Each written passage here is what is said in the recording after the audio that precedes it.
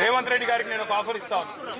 రేవంత్ రెడ్డి గారు నీకు నిజాయితీ ఉంటే, ధైర్యం ఉంటే ఒక పని చేద్దాం. నేను తయారుగా ఉన్నా, నువ్వు ముందుకు రా, జడ్జి గారు ముందు కూర్చుందాం.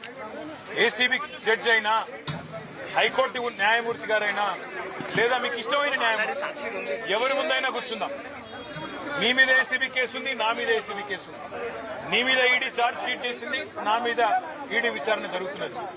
మీరు మొత్తం ఈ టీవీలు అన్ని ఉన్నాయి కదా, మొత్తం మీడియా ఉంది కదా, లైవ్ టీవీ పెట్టండి. నేను రేవంత్ రెడ్డి గారు ఇద్దరం కూర్చుంటాం న్యాయమూర్తి ముంగట. మీరు ఏ ప్రశ్నను అడగండి కేసుకు సంబంధించి, ఆయన కేసు నా కేసు. ఇద్దరికి లై డిటెక్టర్ పరీక్ష పెట్టండి. ఇద్దరికి కూడా లై డిటెక్టర్ పరీక్ష పెట్టండి. మొత్తం రాష్ట్ర ప్రజలందరూ చూసిపోతుంది. లేకపోతే ఈ 10 కోట్ల రూపాయలతో అనవసరంగా ప్రజాధనం దుర్వినియోగం అయ్యే విధంగా, ఇంతమంది ఉన్నతాధికారుల టైం వేస్ట్ అయ్యే విధంగా, ఇంతమంది మీడియా సంస్థల టైం వేస్ట్ అయ్యే విధంగా ఈ కక్ష సాధింపు విచారణ మంచిది కాదు. నేను రెడీగా ఉన్న రేవంత్ రెడ్డి, నీకు ధైర్యం ఉంటే ముందుకు రా. నీ జూబ్లీహిల్స్ ప్యాలెస్ లో అయినా సరే, లేదా న్యాయమూర్తి ఇంట్లో అయినా సరే, ఏసీబీ న్యాయమూర్తి ఇంట్లో అయినా సరే, కోర్టులో అయినా సరే, లేదా ఈడీ ఆఫీస్ లో అయినా సరే, ఎక్కడైనా